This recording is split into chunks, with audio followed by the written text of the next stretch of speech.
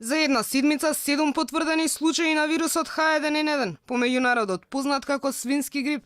Поголемиот број од нив се повозрасни, а се хоспитализирани на различни клиники во комплексот Мајка Тереза поради посериозно заболување. Присуството на овој тип на грип може да доведе до компликации и да ја влоши нивната здравствена состојба. Имаме 7 изолати од лабораторија за микробиологија за вирусот грип H1N1. Тоа е така наречениот во народот познат свински грип.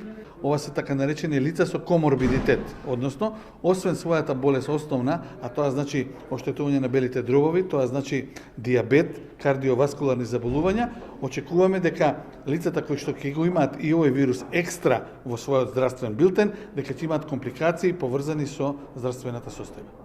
На инфективната клиника се прават анализи за уште еден пациент кој има симптоми на овој тип на грип. Од таму за Алфа вела дека резултатите од лабораториските испитувања ќе ги добиеле утре. Во меѓувреме, епидемиолозите очекуваат бројот на заболени да расте, а бидејќи вирусот H1N1 неколку години наназад не беше присутен, популацијата е поосетлива на овој тип на грип.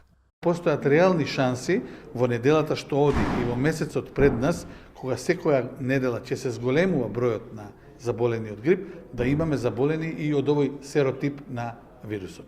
Вакцини се уште има и може да се примат за оние лица кои што сакаат сега да ја аплицираат вакцината во Центарот за јавно здравје.